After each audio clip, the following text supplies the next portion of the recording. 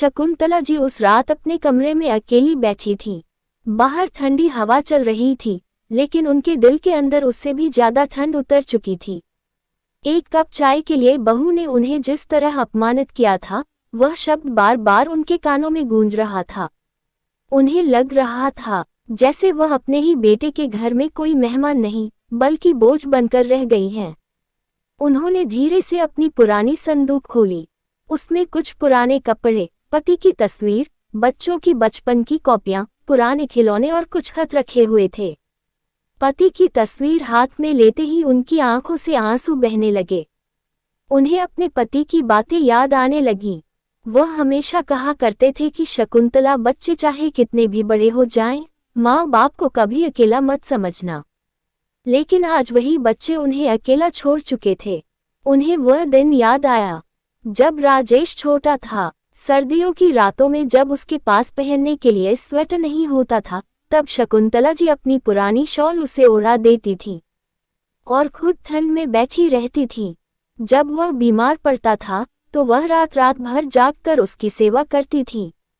एक बार तो राजेश के स्कूल की फीस भरने के लिए उन्होंने अपने कानों की बालियां तक बेच दी थी। कई बार ऐसा हुआ था कि घर में खाने के लिए सिर्फ 2 रोटियां होती थीं। वह दोनों रोटियां अपने बच्चों को खिला देती थी और खुद पानी पीकर सो जाती थी। उन्हें वह दिन भी याद आया जब राजेश कॉलेज जाना चाहता था, लेकिन फीस भरने के पैसे नहीं थे। तब उन्होंने अपने पति के दिए हुए आखिरी सोने के कंगन बेच दिए थे ताकि बेटे की पढ़ाई बीच में ना छूटे। उन्होंने कभी नहीं सोचा था कि जिस बेटे के लिए उन्होंने अपनी पूरी जिंदगी कुर्बान कर दी, वही बेटा एक दिन उन्हें यह एहसास कराएगा कि वह उसके लिए बोझ हैं। शकुंतला जी देर तक अपने पुराने दिनों को याद करती रहीं। उन्हें अपने गांव का छोटा सा घर याद आया, जहां गरीबी थी लेकिन दिलों में प्यार था। सुबह होते ही आंगन में चिड़ियों की आवाज आती थी। वह अपने हाथों से चूल्हे पर चाय बनाती थीं और उनके पति हंसते हुए कहते थे, तेरे हाथ की चाय में जो स्वाद है वह कहीं नहीं। आज उसी चाय के लिए उन्हें अपमान सहना पड़ रहा था। उन्हें अपनी बेटियां भी याद आईं, जो हर बार फोन पर पूछती थीं कि माँ आप ठीक हो ना, लेकिन वह हमेशा झूठ बोल देती थी कि हाँ मैं बहुत खुश हूँ, क्योंकि वह नहीं चाहती थी कि उनकी बेटियां परेशान हों। वह जानती थी कि अगर उन्होंने अपना दर्द बताया तो बेटियां भी रो पड़ेंगी। लेकिन आज उनके दिल का दर्द इतना बढ़ चुका था कि वह खुद को संभाल नहीं पा रही थी। सुबह हुई तो वह फिर से चुपचाप उठ गईं। आंखें पूरी रात रोने की वजह से सूज चुकी थीं, लेकिन फिर भी वह सबसे पहले रसोई में गईं और सबके लिए चाय बनाई। बहू कुसुम उठते ही फिर ताने देने लगी, इतनी देर क्यों लगा दी चाय बनाने में, घर में बैठकर करती ही क्या हो। शकुंतला जी चुप रहीं। उन्होंने सोचा अगर जवाब देंगी तो फिर घर में झगड़ा होगा। उन्होंने धीरे से बच्चों का टिफिन तैयार किया, राजेश के कपड़े प्रेस किए और सबके लिए नाश्ता बनाया। लेकिन किसी ने एक बार भी यह नहीं पूछा कि उन्होंने खुद कुछ खाया या नहीं। जब सब लोग अपने अपने काम पर चले गए तो शकुंतला जी अकेली कमरे में बैठ गईं। उनके सामने रखा खाना ठंडा हो चुका था। उन्होंने एक सूखी रोटी उठाई और उसे पानी के साथ निगल लिया। उनकी आंखों में आंसू थे, लेकिन अब आंसू भी जैसे थक चुके थे। उन्हें लगने लगा था कि शायद अब उनका जीवन ऐसे ही बीतेगा, बिना सम्मान, बिना प्यार, बिना अपनेपन के। लेकिन उनके दिल के किसी कोने में अभी भी उम्मीद बाकी थी। उन्हें लगता था कि शायद एक दिन उनका बेटा समझ जाएगा कि माँ का दिल कितना बड़ा होता है। शायद एक दिन बहू को एहसास होगा कि बूढ़े माँ बाप बोझ नहीं होते, बल्कि घर की बरकत होते हैं।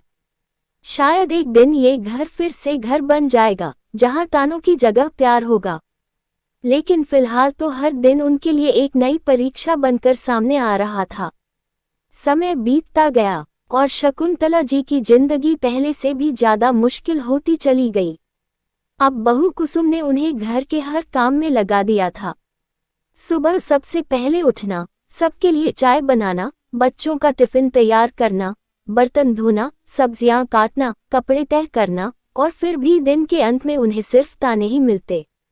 अगर सब्जी में नमक थोड़ा ज्यादा हो जाता तो कुसुम कहती, आपसे तो कोई काम ढंग से होता ही नहीं। अगर बच्चों के कपड़े ठीक से प्रेस नहीं होते तो राजेश कहता, माँ अब आपसे कुछ नहीं हो सकता। शकुंतला जी हर रोज खुद को समझाती थीं कि शायद एक दिन सब ठीक हो जाएगा, लेकिन हर दिन उनके लिए नई तकलीफ लेकर आता था। एक दिन सुबह सुबह शकुंतला जी के घुटनों में बहुत दर्द हो रहा था। पूरी रात उन्हें नींद नहीं आई थी। ठंड बढ़ गई थी और उनका पुराना कंबल भी अब गर्मी नहीं देता था। उन्होंने हिम्मत करके बहू से कहा, बहू अगर हो सके तो मेरा कंबल धूप में डाल देना, बहुत सीलन आ गई है।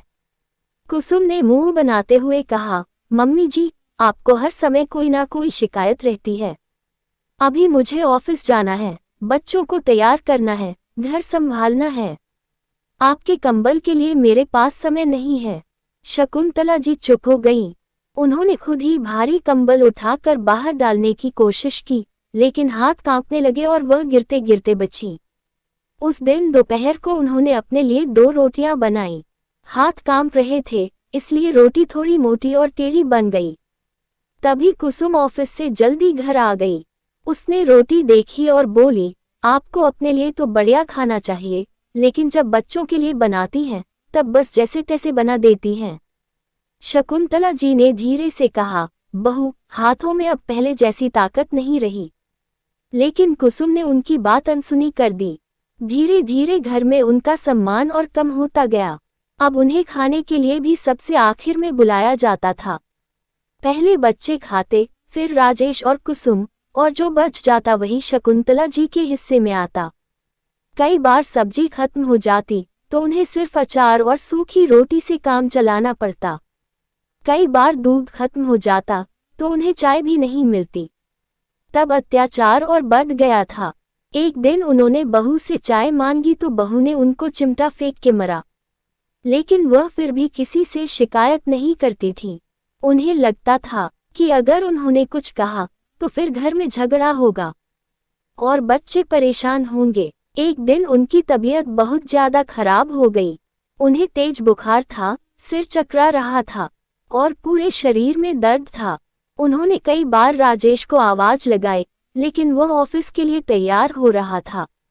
उसने कहा, माँ मुझे देर हो रही है, शाम को डॉक्टर को दिखा देंगे। शाम तक उनका बुखार और बढ़ गया। वह बिस्तर से उठ भी नहीं पा रही थी। उन्होंने पानी पीने की कोशिश की, लेकिन गिलास हाथ से छूटकर नीचे गिर गया। आवाज सुनकर पड़ोस वाली कमला आंटी आई। उन्होंने शकुंतला जी की हालत देखी तो घबरा गईं। उन्होंने तुरंत डॉक्टर को बुलाया। डॉक्टर ने आकर कहा, इनकी हालत बहुत कमजोर है, इन्हें अच्छे खाने, दवाएं और आराम की जरूरत है। अगर ऐसे ही चलता रहा तो इनकी तबीयत और बिगड़ सकती है।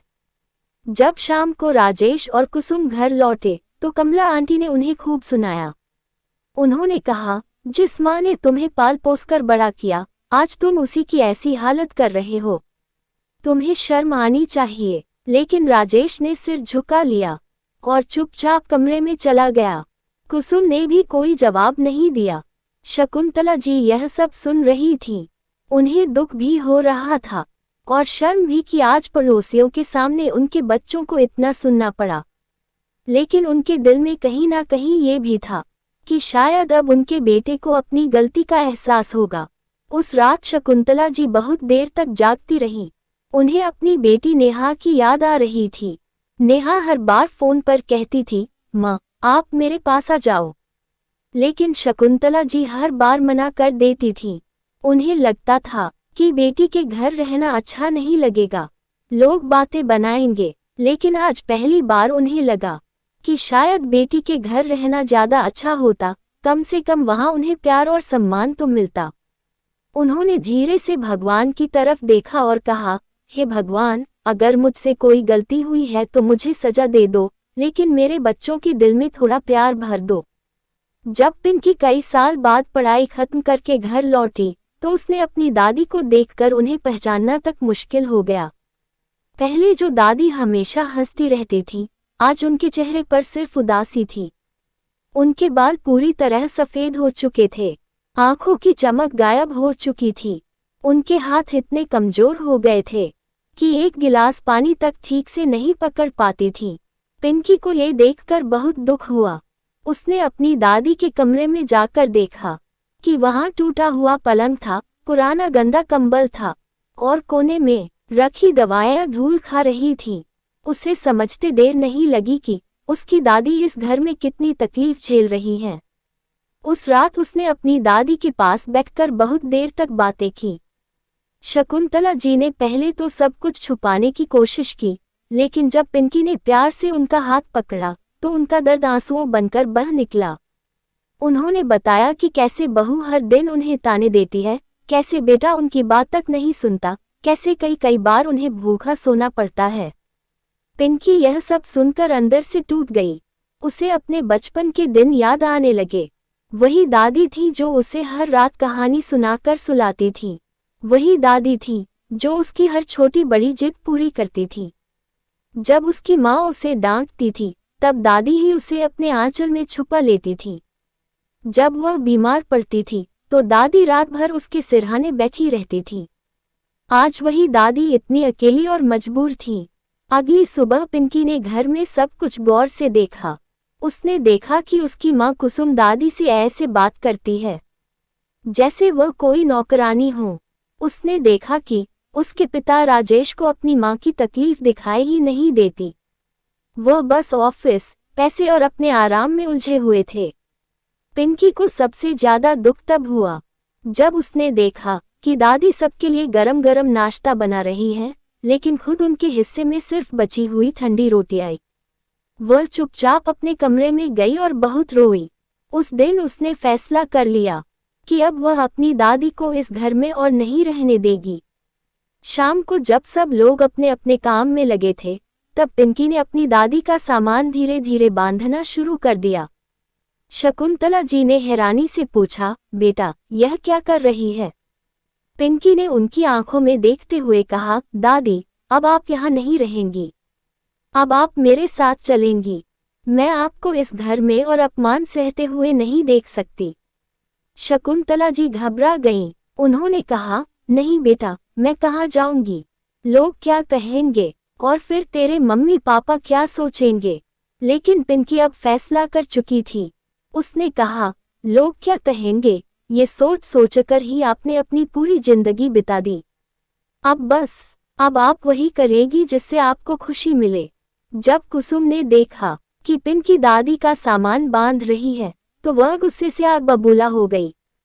उसने चिल्ला कर कहा, बहुत पर निकल आए हैं तुम्हारे, ये बुढ़िया कहीं नहीं जाएगी। पिंकी ने पहली बार अपनी माँ की आंखों में आंखें डालकर जवाब दिया, दादी कोई बुढ़िया नहीं है, वह इस घर की सबसे बड़ी है। अगर आपने उन्हें सम्मान नहीं दिया तो कम से कम मैं दूंगी। कुसुम ने गुस्से में आकर पिंकी पर हाथ उठाने की कोशिश की, लेकिन पिंकी ने उसका हाथ पकड़ लिया। उसने कहा, मम्मी अब मैं छोटी बच्ची नहीं हूँ, अब मैं हर गलत बात पर चुप नहीं रहूंगी। राजेश भी वहां आ गया। उसने गुस्से में कहा, तुम्हें इतना सब किसने सिखाया? पिंकी की आंखों में आंसू आ गए, लेकिन उसकी आवाज मजबूत थी। उसने कहा, मुझे ये सब जिंदगी ने सिखाया है। आपने अपनी माँ के साथ जो किया है वही मैंने देखा है। आपने कभी सोचा कि जिस माँ ने आपको अपनी भूख मारकर बड़ा किया, आज आप उसी को 2 वक्त की रोटी और सम्मान नहीं दे पा रहे हैं? अगर यही सब कल को आपके साथ हुआ तो आपको कैसा लगेगा? राजेश के पास कोई जवाब नहीं था। वह चुप खड़ा रहा। पहली बार उसे अपनी बेटी की बातों में सच्चाई नजर आ रही थी। पिंकी की बातें सुनकर पूरे घर में सन्नाटा छा गया। राजेश और कुसुम दोनों के पास कोई जवाब नहीं था। शकुंतला जी एक कोने में खड़ी सब देख रही थी। उनकी आंखों से लगातार आंसू बह रहे थे। उन्हें दुख भी हो रहा था कि उनका अपना बेटा उन्हें कभी समझ नहीं पाया, लेकिन खुशी भी थी कि उनकी पोती आज उनके लिए खड़ी हुई। इतने सालों में पहली बार किसी ने उनके दर्द को समझा था। कुसुम गुस्से से कांप रही थी। उसने चिल्ला कर कहा, बहुत बोलने लगी हो तुम। हमने तुम्हें पढ़ाया लिखाया, बड़ा किया और आज तुम हमें ही गलत ठहरा रही हो। पिंकी ने शांत आवाज में कहा, मम्मी आपने मुझे पढ़ाया जरूर है, लेकिन इंसानियत दादी ने सिखाई है। अगर आज मैं सही और गलत में फ़र्क समझ पा रही हूँ, तो वह सिर्फ दादी की वजह से। ये सुनकर कुसुम और ज़्यादा गुस्से में आ गई। उसने शकुंतला जी को पकड़कर धक्का देने की कोशिश की, लेकिन इस बार पिंकी ने तुरंत अपनी दादी को संभाल लिया। उसने अपनी माँ का हाथ हटाते हुए कहा, अब बस, बहुत सह लिया दादी ने, अब मैं उन्हें और दर्द नहीं सहने दूंगी। शकुंतला जी ने कांपती आवाज में कहा, बेटा रहने दे, मैं यही ठीक हूँ। लेकिन पिंकी ने उनका हाथ मजबूती से पकड़ लिया और बोली, नहीं दादी, अब आप यहाँ नहीं रहेंगी।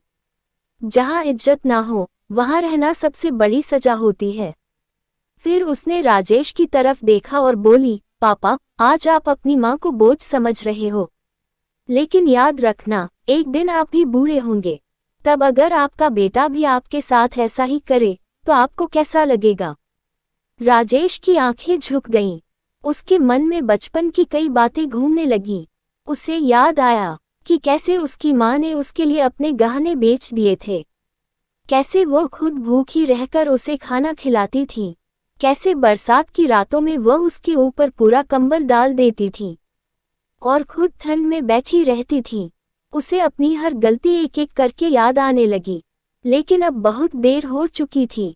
शकुंतला जी का दिल इतनी बार टूट चुका था कि अब वह पहले जैसा नहीं रहा था। पिंकी अपनी दादी का हाथ पकड़कर घर से बाहर निकल गई। जाते जाते उसने एक बार पीछे मुड़कर देखा। राजेश दरवाजे पर खड़ा था और उसकी आंखों में आंसू थे। कुसुम अब भी गुस्से में थी, लेकिन उसके चेहरे पर डर साफ दिखाई दे रहा था। शायद उसे पहली बार एहसास हुआ था कि इंसान अपने कर्मों से कभी नहीं बच सकता। पिंकी अपनी दादी को अपने साथ ले गई। वहां उसने उनकी बहुत सेवा की, उन्हें अच्छे कपड़े दिए, दवाइयां दिलाईं, अच्छा खाना खिलाया और सबसे बड़ी बात, उन्हें सम्मान दिया। धीरे धीरे शकुंतला जी की जिंदगी बदलने लगी। उनके चेहरे पर फिर से मुस्कान लौट आई। अब वह हर सुबह बिना डर के चाय पीती थी। अब कोई उन्हें ताने नहीं देता था, अब कोई उन्हें बोझ नहीं कहता था। उधर राजेश और कुसुम की जिंदगी धीरे धीरे बदलने लगी। उनका बेटा मिंटू बड़ा हुआ और शादी के बाद उसकी पत्नी ने भी उनके साथ वैसा ही व्यवहार करना शुरू कर दिया जैसा उन्होंने शकुंतला जी के साथ किया था। अब उन्हें भी खाने के लिए इंतजार करना पड़ता था। अब उन्हें भी छोटी छोटी बातों के लिए ताने सुनने पड़ते थे। अब उन्हें भी यह महसूस होने लगा था कि अपनों के बीच रहकर भी अकेला होना कितना दर्द देता है। एक दिन कुसुम ने रोते हुए पिंकी को फोन किया और कहा, बेटी, हमें अपने पास बुला लो, अब यहाँ हमारा मन नहीं लगता। लेकिन पिंकी ने सिर्फ इतना कहा, माँ, जो दर्द आपने दादी को दिया था, वही आज आपको महसूस हो रहा है। इंसान अपने कर्मों का फल जरूर पाता है। इतना कहकर उसने फोन रख दिया। उस दिन राजेश और कुसुम को अपनी हर गलती याद आ रही थी। उन्हें एहसास हो गया था कि उन्होंने अपनी माँ के साथ बहुत बड़ा अन्याय किया था, लेकिन अब पछताने से क्या फायदा था। समय निकल चुका था, माँ का दिल टूट चुका था और कर्मों का हिसाब उन्हें मिल चुका था। तो दोस्तों, अगर कहानी पसंद आए हो तो वीडियो को लाइक करें, चैनल को सब्सक्राइब करें और अपनी राय कमेंट में जरूर बताएं।